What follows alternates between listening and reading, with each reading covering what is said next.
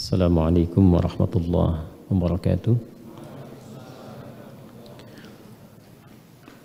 Alhamdulillahi wa kafa. Wassalatu wassalamu ala rasulillahil mustafa wa ala alihi wa sahbihi wa man wafa.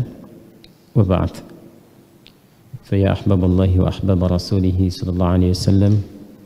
Usi nafsi wa iyyakum bitaqwallahi faqad fazal muttaqun fala tamutunna illa wa antum muslimun. Faqala ta'ala ya ayyuhalladzina amanu taqullaha haqqa tuqatih wa la tamutunna illa wa antum muslimun. Al-ikhwah al-mu'atakifin wal mu'atakifat, para peserta i'tikaf dan jemaah salat zuhur yang semoga kita semua dimuliakan oleh Allah Subhanahu wa taala. Hari ini kita akan mencoba melanjutkan materi serial i'tikaf kita dalam rangka pembekalan diri bersama di bulan Ramadan ini, sehingga apa yang kita dapati di i'tikaf tahun ini lebih substansial, lebih esensial, dan puncaknya ada hasil yang kita bawa untuk dijadikan sebagai pedoman berkehidupan, dan memang itu inti i'tikaf.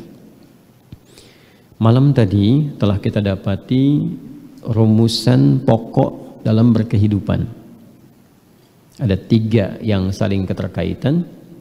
Satu adalah iman, dan iman ini bersyukur kita kepada Allah adalah modal pokok, modal dasar yang memang sudah dianugerahkan kepada kita bersamaan dengan awal kehidupan kita di alam rahim sebelum terlahir ke dunia. Usia 4 bulan bersamaan dengan ditiupkannya roh, terjadi komitmen kita untuk beriman kepada Allah Subhanahu wa taala. Perhatikan rangkaian dalilnya ya. Dan kita kuatkan lewat keterangan dalam Al-Quran, juga hadis-hadis Nabi Muhammad SAW. Saat roh ditiupkan itu, menyatu dengan jasad, itu yang di Quran surah ke-15, masih ingat ya?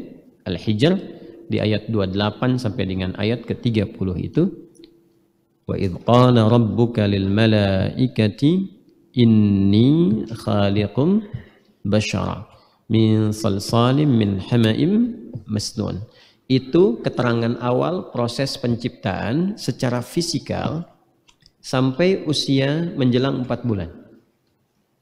Ketika sampai usia 4 bulan, fa idza sawaituhu, ini wa nafakhtu fihi min ruhi, maka tatkala nanti sempurna keadaan itu fase 4 bulan 120 hari. Yang fase inilah kemudian mulai ditiupkan roh. Fa idza sawaituhu wa nafakhtu fihi min ruhi, dan ditiupkan kemudian roh. Dari mana taunya ditiupkan roh ini? Usia 4 bulan. Nanti keterangan Nabi SAW dalam hadis sahih yang diriwayatkan oleh sahabat Ibnu Mas'ud radhiyallahu taala anhu. Kunyahnya Abu Abdurrahman.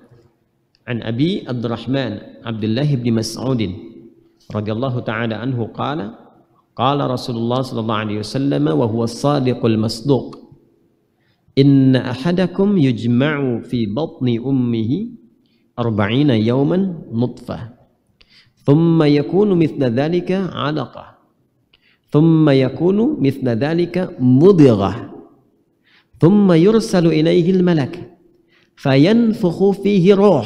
Ini dalilnya.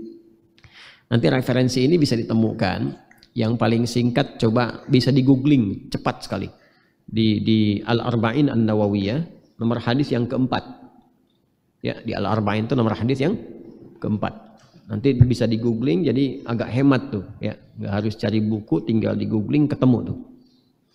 Setiap kalian, kata Nabi SAW, anak cucu Adam, proses kelahirannya akan dibentuk dulu di rahim ibundanya. 40 hari pertama disebut nutfah. Proses perpaduan antara spermatozoa dengan ovum berprosesnya.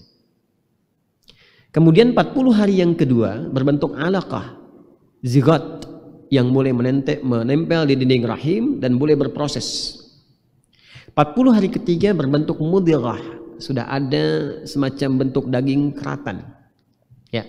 Dan sekarang saya pernah mempelajari dari modul awal kedokteran itu. Ya, pada pembelajaran dasar di fase tumbang, pertumbuhan dan perkembangan. Itu di istilah kedokteran sekarang, istilahnya serupa, menggunakan kata mudghah. Mudghah itu istilah hadis. Hadis Nabi SAW. Dan itu disampaikan 15 abad yang lalu. Risetnya terbukti kini. Usia 40 hari ketiga. Jadi kalau 40 kali 3 berapa? 120 hari. 120 hari itu kalau dibulankan dibagi 30 kan paling gampang ya. Ya, berapa? 4 bulan kan? Nah, usia bulan kan kalau enggak 29 30 kan? Kalau menggunakan Hijriah. Masehi 29 bisa 30 bisa 31. Ambillah pertengahan ya. Pertengahan yang paling bulatnya 30. 120 bagi 30 4. Jadi bulatnya 4 bulan. Nah, 4 bulan ini sudah ditiupkan roh. Thumma yursalu ilaihil malak, diutus satu malaikat, ditugaskan oleh Allah Subhanahu wa taala, fayanfukhu fihi roh, maka ditiupkan roh. Jadi usia 4 bulan roh sudah ditiupkan. Paham sampai sini? Baik. Dalil selanjutnya. Ketika roh sudah masuk itu menjadi nafas, maka mulai terlihat tanda-tanda kehidupan. Makanya kan bisa dicek ya. Ya, kalau cek misalnya ke bidan atau ke dokter SPOG itu, mau misalnya cek USG, ya, kan bisa kelihatan tuh di usia-usia 4 bulan ke atas kan, mulai ada detak jantung dan sebagainya itu. Nah, ini sudah ada tanda kehidupan, tanda pernafasan, nafas. Ketika roh masuk ke dalam fisik menyatu disebut dengan nafas. Nah, saat masuk itulah terjadi komitmen antara setiap hamba dengan Allah Subhanahu wa taala sebagai Rabbnya. Ya, yang merawat, yang membimbing, yang memberikan kebutuhan, yang menyembuhkan kalau sakit, yang kalau diminta itu sudah siap memberikan segala hal yang sesuai dengan maslahat hambanya. Pindah dalilnya tentang komitmen ini ke Quran surah 7 Al-A'raf ayat 172. Anda kalau ikuti keterangan saya, Anda ikuti flow-nya, jalurnya, dengan masukkan dalilnya, itu insya Allah akan kuat argumentasinya. Dan cara kita memahami dan menguraikan akan terstruktur dari awal sampai akhir. Komitmen ini dibangun kemudian, ini yang melahirkan awal dasar modal keimanan. Ini yang di awal tadi saya sampaikan. Berbahagianya, bersyukurnya, beruntungnya kita, sejak kita terlahir itu sudah punya modal iman. Jadi dari 3 itu, iman, amal soleh dan takwa, iman sudah punya dari peristiwa ini. Nah, ini bagian dari rahmat Allah Subhanahu wa taala kepada setiap hamba. Tinggal nanti persoalannya apakah dipertahankan anugerah ini atau tidak saat mulai berkehidupan di dunia. Quran surah 7 Al-A'raf ayat 172. A'udzu billahi minasyaitonir rajim. Wa idz akhadha rabbuka mim bani Adam min zuhurihim dzurriyyatahum wa ashhadahum. Nah, ini poinnya. Tolong di highlight ya pada kalimat ini. Wa ashhadahum ala anfusihim alastu bi rabbikum. Ada? Qalu bala syahidna. Ini kalimatnya. Qalu bala syahidna. Jadi di highlightnya dari kalimat wa asyhadahum ala anfusihim, ini yang dari Allahnya, berikan komitmen ke kita. Alastu bi rabbikum sampai di sini. Kemudian kita menerima itu dengan mengatakan qalu bala syahidna an taqulu yaumal qiyamati inna kunna an hadza ghafilin. Ada ayatnya? Baik. Dan ingatlah, pahamilah, renungkanlah, pelajarilah ketika Rabbu Muhammad SAW, kalau infonya bersifat umum disampaikan pada Rasulullah, maka sekalipun yang diberikan informasi Rasulullah SAW, tapi sifat umum itu menjadikan hukum yang berlaku pada informasi itu berlaku umum untuk kita semua. Jelas ya? Dan ingatlah, pahami, renungkan. ketika Rabbu Muhammad sallallahu alaihi wasallam mengambil komitmen perjanjian dengan setiap anak cucu Adam sejak awal mula penciptaan. Lalu mempersaksikan komitmen itu dan menegaskan, alastu bi rabbikum, bukankah aku, kalau bahasa bebasnya begini, apakah kamu siap menjadikan aku sebagai Rabb? Sifat rububiyah yang ditampilkan seperti pernah saya jelaskan. Tuhan yang akan merawatmu, memenuhi kebutuhanmu, menyembuhkan kalau sakit, mengampuni kalau berdosa, memaafkan kalau salah, membimbing kepada jalan kebenaran. Maka tidak ada pilihan lain kita mengatakan, ya, qalu bala syahidna. Kami berkomitmen ya Allah. Ya, kami berkomitmen. Kalau sudah pakai bala, itu bala sekali ya. Bala itu artinya siap. Ya, tanpa berpikir apapun. Dari kata syahidna inilah kemudian muncul persyahadatan yang dikonfirmasi ulang nanti oleh amal soleh.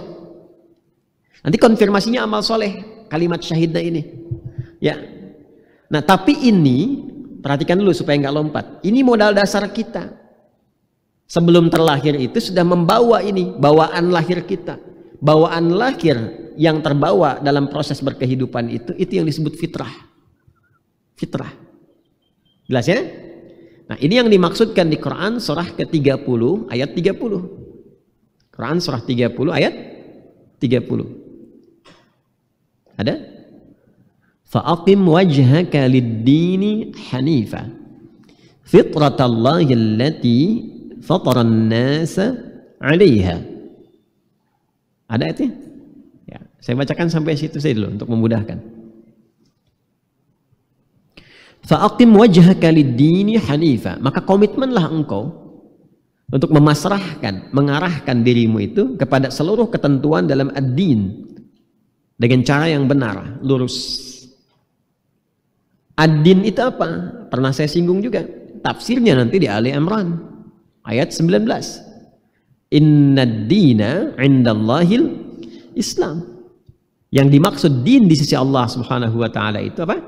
Islam. Jelas ya? Islam itu dari aslama yuslimu islaman, orangnya muslim. Orangnya muslim.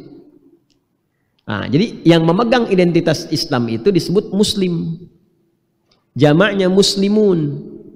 Sedangkan pokok mendapatkan anugerah Islam itu simpulnya kan 5. Pokok pertamanya itu apa? Konfirmasi iman.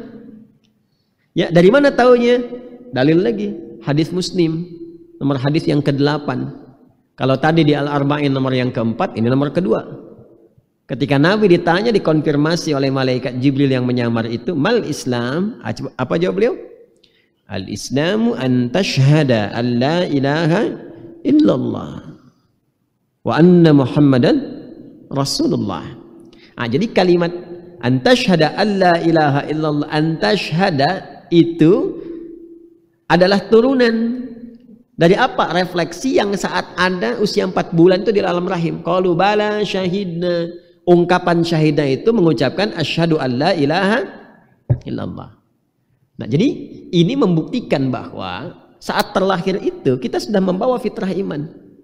Tinggal pertahankan tegak lurus, hadapkan ke fitrah itu, pancarkan itu dengan sempurna. Jangan sampai bengkok. Ya? Itulah fitrah berkehidupan. Fitratallahi allati fataran nasa 'alaiha. Nah, sekarang pertanyaannya, bagaimana cara kita mempertahankan fitrah itu? Ya? Mengaktifkan sinyalnya. Kan saya katakan aktifkan sinyal itu kan? Dikonfirmasi nanti supaya tidak mengatakan di hari kiamat, lupa ya Allah, kan perjanjiannya dalam perut ibu. Nggak ingat waktu itu. Nah, kan? Persoalan terbesar kan teorinya begini. Kalau sudah lupa itu kan suka nggak inget. Ya kan? Makanya itu dicegah oleh Al-Quran. Antaqulu yaumal qiyamati inna kunna an hadza ghafilin. Supaya engkau tidak mengatakan di hari kiamat, kami lupa ya Allah. Bagaimana bisa ingat? Tuh proses kan berlangsung dalam perut ibunda di rahimnya. Ya. Makanya untuk tidak terjadi yang demikian, potensi penyimpangan, potensi berdalih dengan lupa, ya, maka komitmen iman itu lantas dikuatkan, dikonfirmasikan. Lewat apa? Lewat amal soleh. Ini yang menjadikan pembuktian komitmen awal kita itu terjaga sampai pulang. Keislaman kita, status sebagai muslim itu dijaga. Ya. Maka di amal soleh itulah terjadi semua konfirmasi iman. Contoh, konfirmasi syahadat kita, bala syahidna, yang wujudnya asyhadu an la ilaha illallah wa asyhadu anna muhammadar rasulullah. Konfirmasinya di amal soleh. Amal soleh pertama yang mengiringi iman itu, kalau kita ingin cek di Al-Baqarah ayat 3, alladzina yu'minuna bil ghaib wa yuqimunas shalah. Salat. Tuh, amal soleh pertama. Itu rumusannya kan di atas. Iman, kemudian amal soleh. Apa pentingnya amal soleh? Mengkonfirmasi iman. Apa pentingnya amal soleh? Menguatkan iman. Apa pentingnya amal soleh? Mengonfirmasi syahadat. Benar nggak ada syahadat dalam jiwa kita? Ngeceknya lewat amal soleh. Karena itu ketika seseorang menunaikan amal soleh, urutan pertamanya sholat, maka dalam sholat akan ditemukan syahadat. Itu udah pasti, itu udah rumus. Gak mungkin orang sholat gak baca syahadat. Coba. Pembukanya itu dalam takbir kan, sholat dibuka dengan takbir kan? Allahu Akbar. Kalimat Allahnya sudah disebutkan tuh. Lalu konfirmasi syahadatnya di mana? Dalam tahiyat. Coba lihat tahiyatnya. Mau pakai versi yang manapun pasti ada syahadatnya. At-tahiyatu lillah. Kan? Mau pakai yang itu boleh. At-tahiyatul mubarakatuh salawatut thayyibatu lillah. Boleh pakai yang itu. Setelah assalamu alayka ayyuhan nabiyyu wa rahmatullahi wa barakatuh. Assalamu alayna wa ala ibadillahi salihin. Asyhadu an la ilaha illallah. Wa asyhadu anna muhammadan rasulullah. Ada syahadat gak? Harus dibaca itu. Ya, ini konfirmasi iman, konfirmasi iman. Bahkan uniknya begini, karena ini amalan pokok, yang paling pokok mengonfirmasi iman, itu panggilannya saja. Jangankan proses penunaiannya, prakteknya. Panggilannya, panggilan untuk sholat, itu sudah mengonfirmasi syahadat.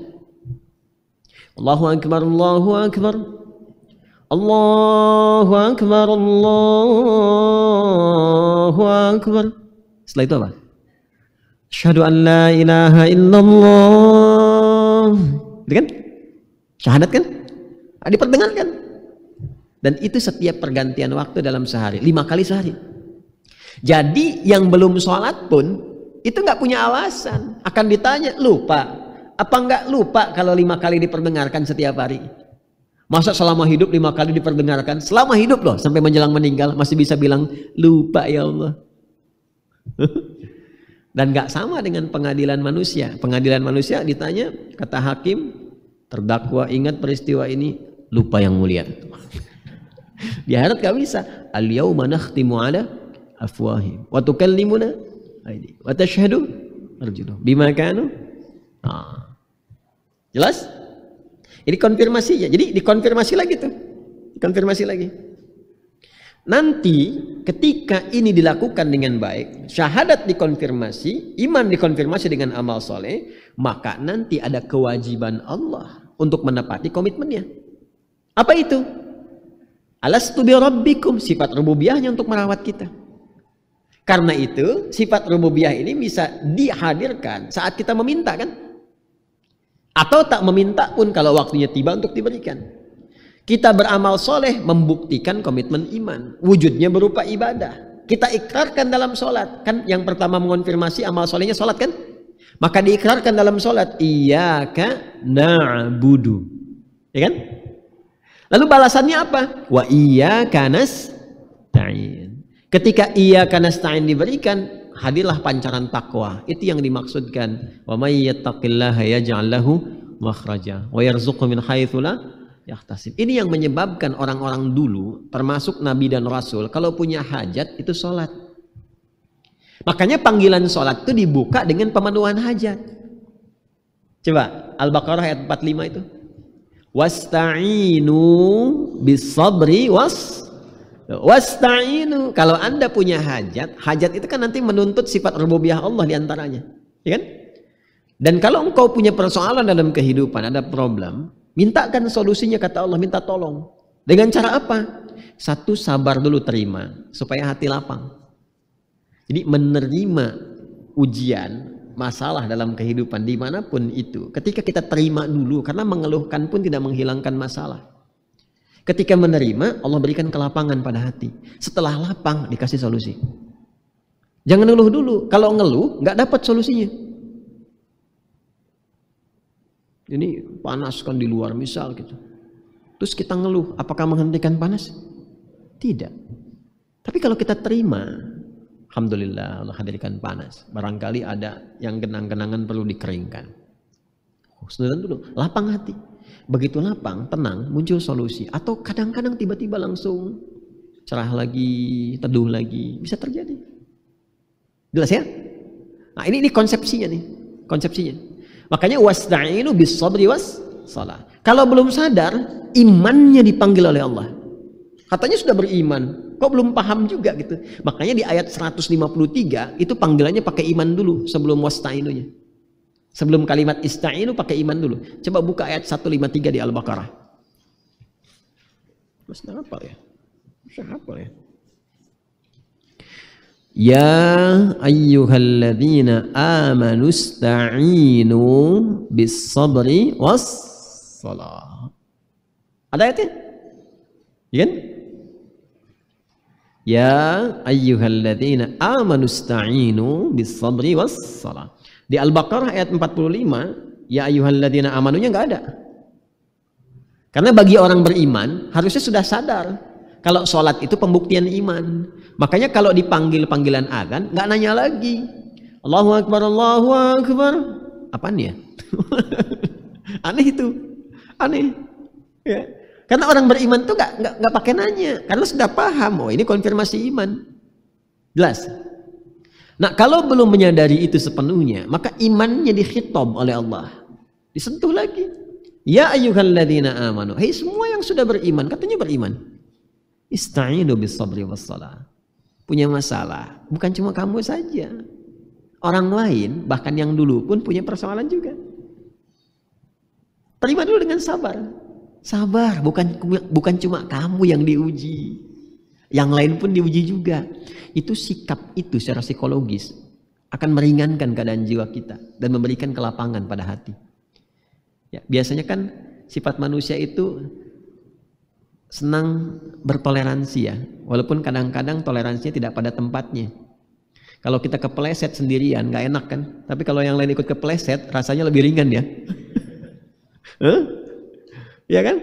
Ya. Nah, itu diantara bawaan manusia begitu tuh. Diantara bawaannya tuh. Gitu. Makanya ketika ada orang diuji dengan masalah, mengeluh, kata Allah, bukan kamu saja yang diuji, orang lain pun diuji juga. Ketika mendengar itu, agak tenang tuh. Jelas ya? Baik. Setelah itu apa? Ya ayyuhalladzina amanu ista'inu bis sabri was salah. Jadi salat, ini yang mau saya tekankan, itu konfirmasi keimanan kita. Ketika itu dilakukan, maka pancaran takwa datang. Feedbacknya hadir. Dan itu diinfokan dulu, diinfokan sebelum kita bahkan menunaikannya, diperdengarkan 5 kali sehari. Hayya 'alas shalah, ayo salat. Ya kan? Salat, konfirmasikan imanmu, sujud kepada Allah, komitmen. Supaya apa? Salah satunya lagi, supaya dengan komitmen itu hak kamu pun dipenuhi oleh Allah untuk memohon, meminta. Makanya salat secara fikih disebut doa. Doa untuk minta. Ya, kalau kita kerjakan permohonan kita potensial banyak dikabulkan sepanjang bermaslahat untuk kita. Paham? Hayya 'alas shalah. Kenapa salat? Dijawab. Hayya 'alal falah. Supaya kamu bahagia. Supaya engkau sukses. Tadi malam sudah saya tuliskan kan? Ya, pancaran-pancaran takwa itu masih ingat gak? Kesuksesan, kebahagiaan, lompatan pengetahuan yang tadi malam itu. Ya kan? Nah, maka kalau dikerjakan, dikonfirmasi, diperdengarkan itu supaya nggak nanya lagi. Makanya kalau anak kecil atau orang dewasa jawab sesuai dengan kadar pengetahuannya, ala qadri uqulihim. Anak kecil tanya, ini anak saya tanya, Buya kenapa sholat? Supaya mas pintar. Tuh. Supaya Allah kasih lagi mainannya. Sholat dia, kita terpaksa cari mainan juga tuh. Terpaksa itu maksudnya apa? Mengondisikan diri untuk memaksa pada nilai kebaikan. Itu bukan dalam konteks negatif, bukan ya. Dan itu yang menggerakkan siapa? Bukan diri kita juga, fitrah kita yang digerakkan oleh Allah. Jadi bukan artinya kita merekayasa sesuatu, tidak, karena kan kita itu terkondisikan saja. Ya. Dan nanti ada nilai ikhtiar yang Allah bimbing lewat petunjuk-petunjuk berkehidupan. Paham ya? Nah, sekarang kita sambungkan dalilnya keseluruhannya. Iman, amal soleh, takwa. Yang dengan itu dijaga sampai meninggal. Tadi yang komitmen untuk beriman itu yang tunduk patuh namanya siapa? Namanya siapa? Tadi saya sampaikan di awal. Yang konsisten terhadap fitrah, terhadap ad-din itu. Din nama lainnya apa? Islam. Orang yang berislam siapa? Muslim. Jamaahnya tadi apa? Muslimun. Jadi muslimun itu orang yang komitmen dengan keislamannya. Makanya di Islam itu nanti ada simpul-simpul iman, simpul-simpul amal soleh yang ujungnya mengantarkan kepada takwa. Simpul Islam ada berapa? 5. Satu apa? Syahadatain, asyhadu an la ilaha wa asyhadu anna Muhammadan. Yang kedua apa? Salat. Itu kan amalan pertama, konfirmasi iman. Saya belum bahas yang lainnya. Sampai 2 dulu. Nah, yang komitmen mengerjakan ini namanya muslim. Makanya kalau disebut muslim mesti sholat, karena mengkonfirmasi keimanannya. Jadi kalau ada orang mengatakan saya Islam nggak sholat, nah ini belum terkonfirmasi keimanannya. Keimanan belum terkonfirmasi, keislamannya pun belum terkonfirmasi sempurna. Jelas ya? Karena itu antara muslimun, iman dan hadirnya takwa dengan perangkat amal soleh nanti selalu diingatkan oleh Nabi setiap Jumat sepekan sekali. Atau dalam setiap kesempatan umumnya ta'lim beliau dengan menyampaikan Quran surah ketiga Ali Imran ayat 102 itu. Ya ayyuhalladzina amanu, iman, ittaqullaha haqqa tuqatih. Tingkatkan takwamu. Cara meningkatkan takwa amal saleh dengan cara yang benar. Wala tamutunna illa wa antum muslimun. Dapat semua di situ. Paham ya? Awas, kita mengajinya ilmiah ini. Antum ikuti dari awal tuh, runtutannya, dalilnya apa, insya Allah nyambung. Maka dari situ ditemukanlah ini rumusan itu. Dari rumusan ini lantas kita keluarkan menjadi 3 bagian yang kita tuliskan tadi malam. Ada secara individual, personal, lingkup keluarga, dan lingkup sosial kemasyarakatan. Di dalamnya ada berbangsa, bernegara, hubungan antar negara, dan sebagainya. Nah, ini yang tinggal dikeluarkan saja. Pertama, secara personal dulu ya, aspek ibadah. Sudah? Jadi yang mengkonfirmasi keimanan kita kepada Allah berupa amal soleh, amalan pertama terkait dengan ibadah. Secara individual dulu. Baik, tuliskan yang pokok 1, sholat. Oh, ini amalan pokok nih. Dan harus selalu mengonfirmasikan itu. Harus selalu mengonfirmasikan itu yang di atas. Yuk kita tuliskan, yuk kita contohkan. Pegang ini Syekh. Mas pegang ini. Bu ambil sini. Kita nulis sana. Bismillah.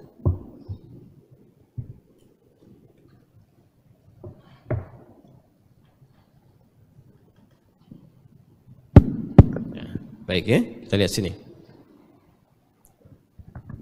Fokus sini. Semalam kan kita turunkan di sini ya. Rumusan 3 ini kita turunkan ada secara personal, sifatnya individual. Kemudian di lingkup keluarga, skala pertengahan mengantarkan kepada aspek sosial yang lebih besar. Di sini aspek sosial yang lebih besar, levelnya sudah masyarakatan, sebangsa, senegara, atau hubungan yang lebih luas lagi. Di semua lini ini dikonfirmasi. 3 bagian ini, konfirmasi imannya kita batasi kemarin di 3 bagian pokok. Ada aspek yang terkait dengan ibadah, pengetahuan, knowledge, ilmu. Kemudian terkait dengan rezeki yang pokoknya adalah kemapanan harta benda. Tergantung turunannya. Di sini masih harta, sini nanti ekonomi, di sini nanti teorinya sudah lebih luas lagi. Stabilitas ekonomi dan turunan-turunan yang lainnya. Ini tiga bagian ini, kalau dikonfirmasi lewat iman dengan penunaian amal soleh, nanti pancaran hasilnya ada di takwa. Contoh, kita ambil secara personal dulu yang ini, terapkan ke sini. Ini terapkan di sini. Konfirmasikan iman kita secara personal melalui konsepsi ibadah. Dibuktikan lewat aspek amal soleh. Apa amalan pertamanya? Turunkan sholat. Dari mana dalilnya? Quran surah ke-20 Taha ayat 14. Innani anallah la ilaha illa ana. Aku tegaskan sungguh akulah Allah, enggak ada Tuhan selain aku, kata Allah. Fa'budni, maka sembah aku, ibadah. Fa'budni, sembah aku. Bagaimana cara menyembahmu ya Allah? Wa aqimis sholata lidzikri. Tunaikan salat untuk mengingat aku. Bahwa engkau itu hamba harus ibadah. Jelas? Ini secara personal karena kalimat ini disampaikan nanti ke Nabi Musa sebelum Nabi Muhammad SAW. Ya. Dan semua nabi sholat seperti yang pernah saya sampaikan. Nabi waktu menerima perintah Isra dan Mi'raj, apa perintahnya? Hadiahnya apa? Sholat kan?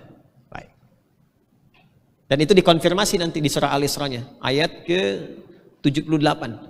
Ayat 78. Aqimis salata liduluki syamsi ila ghasaqil laili wa qur'anal fajr. Inna qur'anal fajri kana mashhuda. Itu menunjukkan konfirmasi waktunya.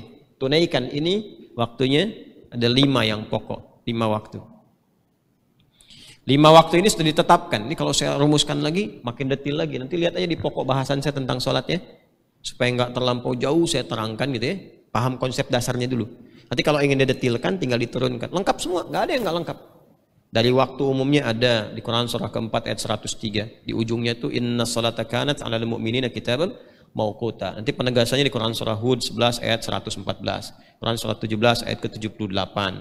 Nanti konfirmasi penjagaan yang pokoknya di Quran surah kedua ayat 238. Lengkap semuanya. Ya. Nanti tinggal diturunkan lewat hadis. Kalau ini dilakukan, pancarannya apa? Pancaran takwanya. Ada 5 nanti. Yang pokok sholatnya berapa? 5. Dan pancaran takwanya 5 juga. Yang pokoknya. Ya. Yuk kita urutkan. Contoh, 1. Kalau ini dikerjakan dengan benar sholatnya, maka Allah akan berikan feedbacknya kepada kita pancaran takwa. Yang pertama Quran surah 29 ayat 45. Ya, Syekh menulis, tulis sini. Nah, ini kasih gue ya. Pakai tangan kanan tulisnya. Bismillah, sini. Utlu ma uhiya ilaika minal kitab. Ada? Wa aqimis shalah. Ada ayatnya? Quran surah 29 Al-Ankabut. Al-Ankabut ayat 45. Utlu ma uhiya ilaika minal kitab. Wa aqimis shalah. Baca, pahami dengan benar dulu sebelum menunaikan sholat. Semua petunjuk yang diwahyukan kepada Nabi Muhammad SAW. Makanya kalau mau sholatnya benar, lihat Nabi mengajarkan. Ikuti petunjuknya. Kalau itu benar dilakukan, yang pertama yang bisa didapatkan innas sholata. Sungguh sholat yang benar ditunaikan itu sesuai petunjuk Nabi mengajarkan tanha anil fahsya wal munkar.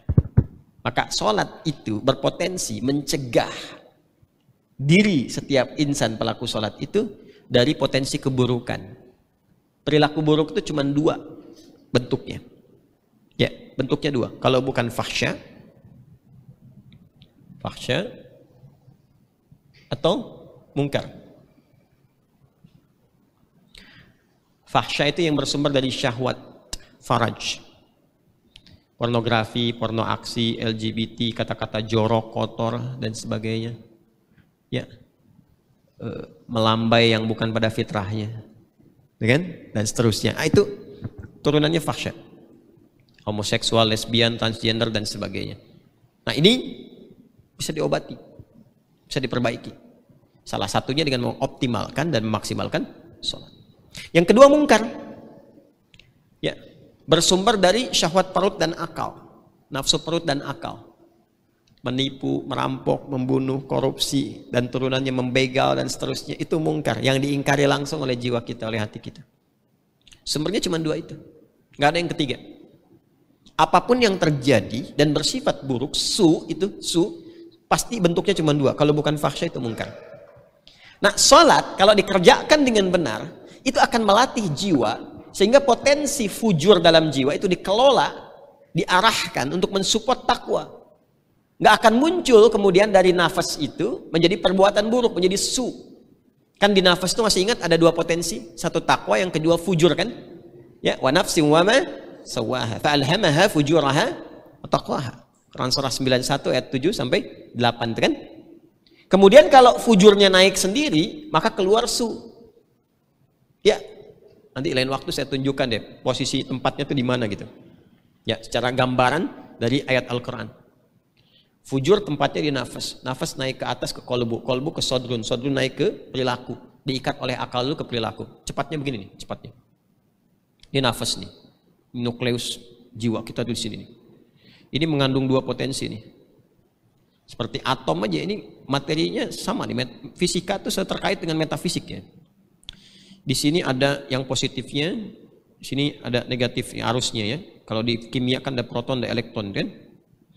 Ini ada takwa, ini ada fujur. Tahu baterai kan? Ya kan? Ada yang positif, ada yang negatif kan? Lalu disambungkan arus listrik jadi hidup kan? Ya, mensupport sesuatu. Cara kerja itu seperti itu. Fitrah kita pun berkehidupan demikian. Ini selalu ada dua ini nih. Ini mensupport nih. Kalau ditarik salah satu ya nggak bisa jalan. Ini yang negatifnya, ini yang positifnya. Negatif ini untuk jadi katalis ke sini, asalnya begitu. Ya, nah di sini nanti ada bagiannya lagi, ada 6 bagian. Nafas tempatnya ada di kolbu. Di kolbu. Kolbu tempatnya ada di sodrun. Ini agak dalam kita ngaji nih. Jamaknya sudur. Ini jamaknya kulub. Intinya di sini.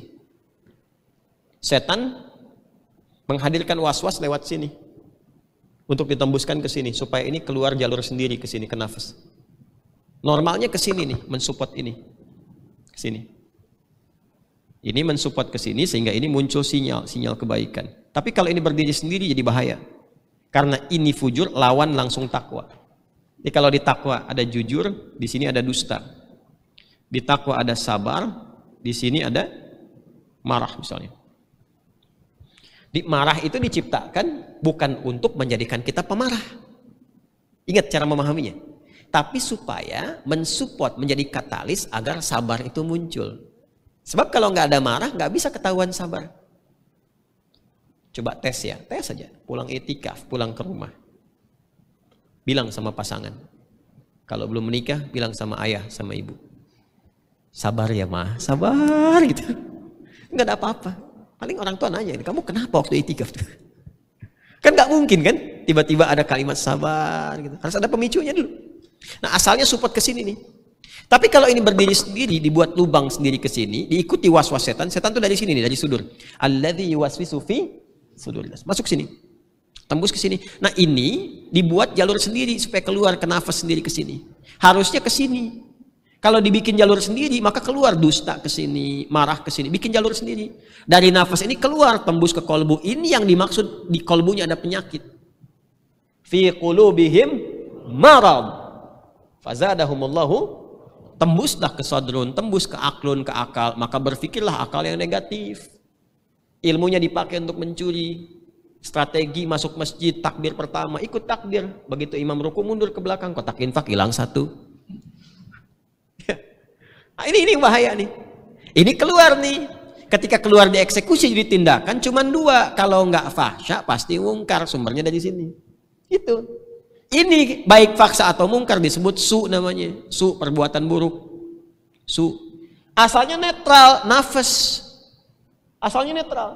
Tapi ketika supportnya dari fujur, nafas keluar su. Nafas dengan su digabungkan jadi nafsu. Itu istilah orang kita.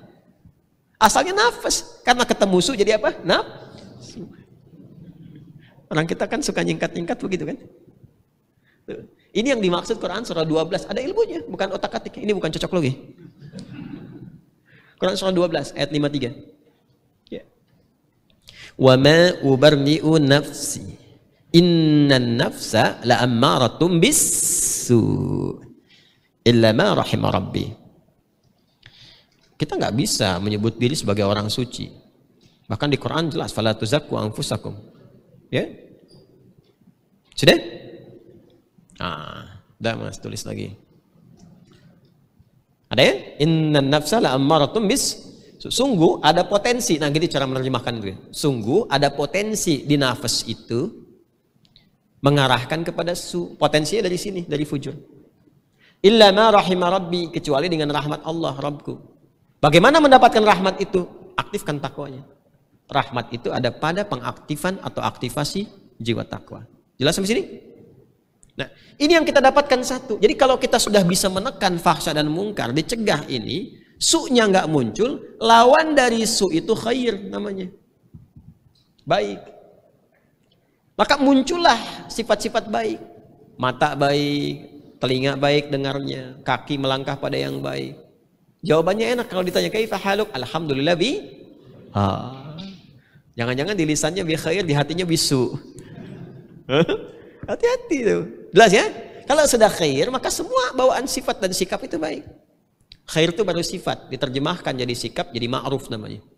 Ya, khair itu sifatnya. Ya, konfirmasi dari semua bagian dari takwa itu khair namanya. Jadi intinya kalau orang sholatnya benar, pasti jadi orang baik. Tuh. Ini rahasianya, kenapa dari kecil usia dini Nabi meminta kepada setiap orang tua agar anak-anak kecil itu dilatih apa dulu pertama? Sholat. Karena kenapa? Kalau sholatnya benar, dipastikan dengan izin Allah akan terjaga dalam kebaikan sampai dia tumbuh dewasa. Pokoknya saya titip ya, saya, antum, kita saling mendoakan, dimanapun beraktivitas, jaga sholat. Jaga. Kalau jaga itu bukan hanya jangan tertinggal, tapi pastikan sholatnya benar. Dan kenapa saya katakan saya, antum, kita saling mendoakan? Karena perintah Qur'annya pakai saling menjaga. Itu yang di Al-Baqarah ayat 238. Hafidhu, pakai alif tuh. Hafidhu, gini. Bukan ihfidhu. Jadi katanya bukan hafidha yahfadhu, bukan. Tapi hafadha yuhafidhu, muhafadhatan. Fahuwa muhafidh, wadhaka muhafidh. Hafidh, jamanya hafidhu. Ingat, kalau belajar ilmu sharaf kan, salah satu fungsi alif di pertengahan mufa'alah kan? Kan, bermakna saling kan? Tasafaha, saling bersalaman. Ya kan? Hafadha, saling menjaga. Jadi ternyata, saking pentingnya sholat itu, jangan sendirian dalam menjaga sholat. Saling jaga. Makanya azan itu dalam upaya saling menjaga supaya mengingatkan. Ya, karena itu di keluarga saling ingatkan, teman-teman saling ingatkan, bikin komunitas tuh yang diingatkan sholatnya dulu. Sekarang kurang apa lagi sih, udah sampai ke baju, sholatlah engkau sebelum engkau disolatkan, bisa dilihat di mana-mana, kan? Ya, sampai ke kaos gitu kan, ya sampai ke status gitu, kurang apa lagi coba? Apa masih bisa berkata di hari kiamat, lupa ya Allah? Oke, satu ya. Tadi ada berapa? 5 kan? 1. 2, jadi 2. Nanti kita bahas lagi malam. Cukup dulu lah, cukup dulu 1 dulu ya. 1 dulu. Paham ya? Yang penting paham dulu. Ya tidak banyak-banyak dulu. Yang penting paham. Strukturnya dipahami dari awal. Dari sejak saya terangkan di sini. Ini jangan dihapus ya. Jangan dihapus nih. Saya doakan yang ngapus ini siapapun supaya tulis lagi dari awal. Ya. Jelas ya? Baik. Yang ini juga jangan dihapus nih. Ini berkahnya Ahmad nih. Syekh. Khalas. Yuk sini. Ya tangan benih. Sudah selesai. Alhamdulillah. Bismillah. Kita selesai. Paham insyaallah? Paham ya? Jadi ini yang pertama. Kalau ini dilakukan, amal solehnya bagus, imannya bagus, secara pribadi akan baik. Ya, jadi jangan menuntut kebaikan pada orang lain sebelum memperbaiki diri dulu. Ingat ya? Ingat tuh, bikin status tuh hari ini, quotes nih. Jangan menuntut kebaikan pada orang lain sebelum memperbaiki diri terlebih dahulu. Jadi kalau kitanya sudah baik, itu akan jadi magnet. Orang lain pun pasti akan jadi baik. Karena malu bicara sama orang baik, malu kasar itu malu. Pernah nggak lihat ada preman bicara sama kiai, bicaranya kencang misalnya. Kiai enggak. Waalaikum kiai, waalaikum kiai. Ya. Itu antingnya bagus, lepas kiai. Ya. Jadi kalau kitanya baik, orang pun akan malu berbuat buruk pada kita. Dan akan ada penjagaan dari Allah Subhanahu wa taala. Ya. Itu sendalnya bagus tuh, jangan loh punya ustaz dosanya gede, ngolin aja. Walaupun kalimatnya apapun yang keluar, tapi terjaga. Jelas ya? Terima kasih untuk ketersambungan kita hari ini. Semoga Allah muliakan kita, memberikan rahmat untuk kita semua, melapangkan keadaan jiwa kita, dan membentuk kita menjadi pribadi yang lebih baik di hadapan Allah Subhanahu wa taala. Allahumma taqabbal minna innaka antas sami'ul alim wa tub 'alaina innaka antat tawwabur rahim. Rabbana atina fid dunya hasanah wa fil akhirati hasanah wa qina adzabannar. Allahumma ij'alna ya Allah muqimis shalah wa min dhurriyyatina rabbana wa taqabbal du'a. Wassallallahu ala sayyidina Muhammad wa ala alihi wa sahbihi ajma'in. Wa akhiru da'wana subhanakallahumma wa bihamdika nashhadu an la ilaha illa anta astaghfiruka wa natubu ilaik. Walhamdulillahi rabbil alamin. Assalamualaikum warahmatullahi wabarakatuh.